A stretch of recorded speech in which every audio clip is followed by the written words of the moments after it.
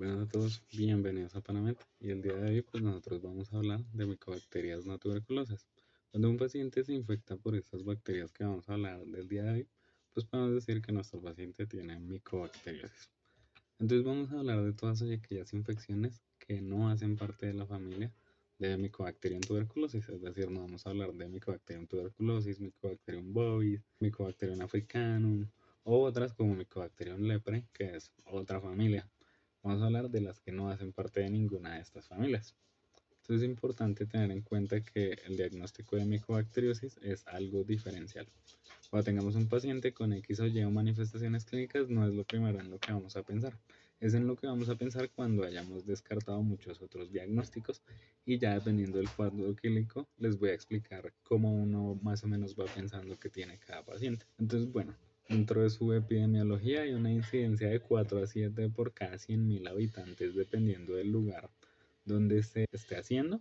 La infección más frecuente por micobacterias no tuberculosas hace parte del complejo Mycobacterium avium y este más que todo hay que sospecharlo en pacientes inmunosuprimidos. MAC es el complejo que más se encuentra y que más se aísla en pacientes inmunosuprimidos y que lo tenemos que ir pensando cuando tengamos un paciente inmunosuprimido con síntomas respiratorios. Digamos que su incremento también está asociado a niveles de humedad, a grifos, tuberías y piscinas con mala higiene. Es una bacteria que está muy asociada a problemas de higiene, por eso es mucho más común en países no desarrollados con bastantes problemas de salud pública, pues como por ejemplo el país de Colombia, y vemos que en África es mucho mayor la incidencia de esto. Entonces, dentro de los factores de riesgo tenemos varios. Tenemos condiciones del pulmón, sobre todo las enfermedades del parénquima pulmonar, como la fibrosis quística, como las bronquiectasias, como la deficiencia de alfa-1 antitripsina, la proteínosis alveolar. Ya en cuanto a efectos inmunológicos está el VIH y las inmunodeficiencias congénitas, como la granulomatosis y muchas más. Y la exposición por malas condiciones de higiene. También las cirugías cosméticas son un factor de riesgo y ya vamos a ver qué cuadros se generan de micobacteriosis asociados a cirugías cosméticas, pues para tenerlo en cuenta. Y también nuevamente siempre en pacientes trasplantados porque se encuentran notoriamente inmunosuprimidos. Entonces la manera de dividir las bacterias de las micobacterias tenemos unas que son de crecimiento lento, que crecen en menos de 7 días, y unas de crecimiento rápido, que crecen en más de 7 días. Entonces las de crecimiento lento tenemos fotocromógenas, escotocromogénicas y no cromocogénicas. Entonces dentro de las fotocromógenas, que es que absorben la luz y se pintan en el microscopio de colores, tenemos a Kansasi y Marino. Dentro de las escotocromogénicas, que son más de piel, está Scrofulaceae. Y dentro de las no cromogénicas tenemos el complejo MAC, está compuesto por intracelulae, chimarea y avio. También tenemos ulcerance, no simiaen, malmoense o hemófilo. Digamos que tenemos muchas, pero ya ahorita les voy a decir en cuáles pensar, dependiendo del cuadro, pero es importante tener este cuadro en mente de cuáles son las de crecimiento lento. Y ya las de crecimiento rápido pues son mucho más sencillas porque solo tenemos el complejo Mycobacterium abscess, Chelonae y Fortuitum.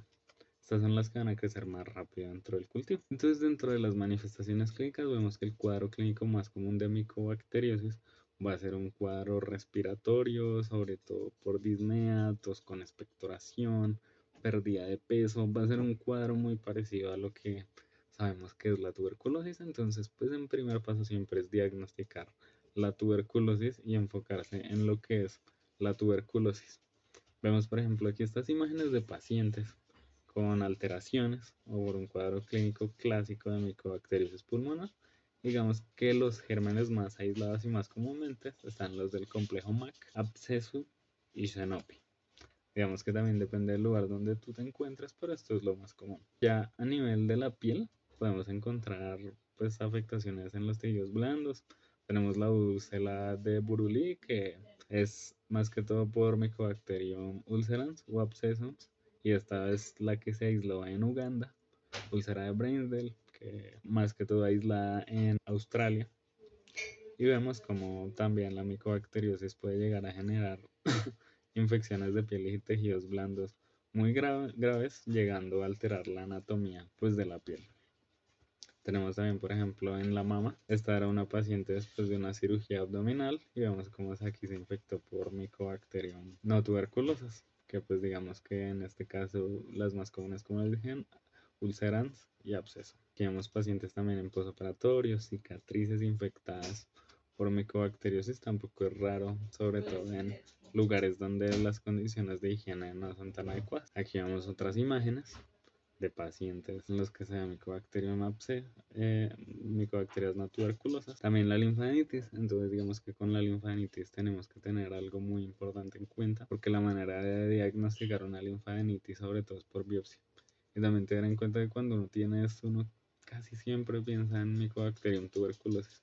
Por eso hay que hacer la biopsia, sacarla y hacerle el estudio. Si no es Mycobacterium tuberculosis, pues puede ser una no tuberculosa, pero lo más seguro es que sea una tuberculosis, pero puede llegar a generar en pacientes muy puntuales linfadenitis. Y ya la micobacteriosis diseminada pues se da en pacientes sobre todo VIH con recuentos de CD4 menores a 50, gravemente inmunosuprimidos en estadio SIDA.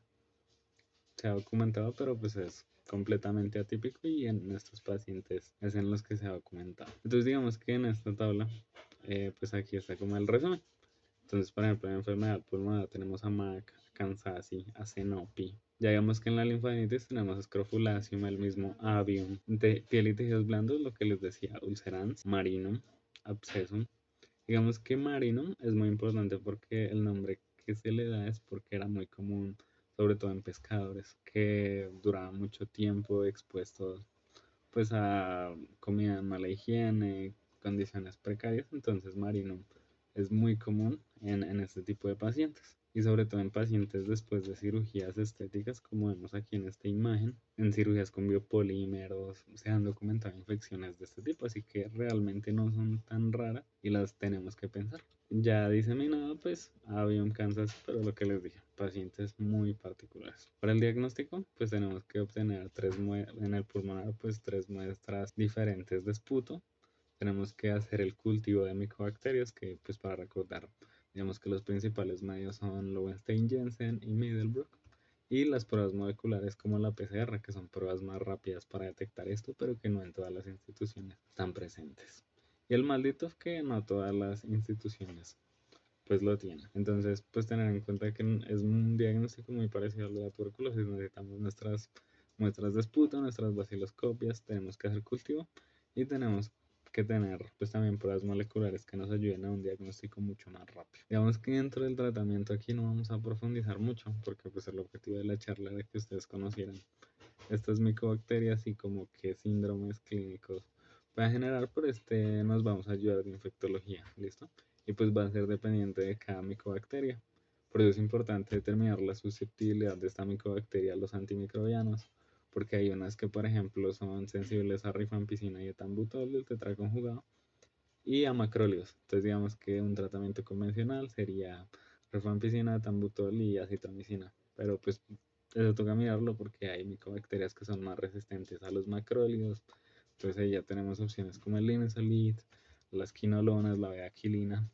Entonces es evaluar todas las distintas opciones que puedan pasar por aquí. Nos vamos a ayudar de infectología. Entonces de la charla lo importante era que conocieran este tipo de bacterias que no son tan comunes. Y ya, muchas gracias.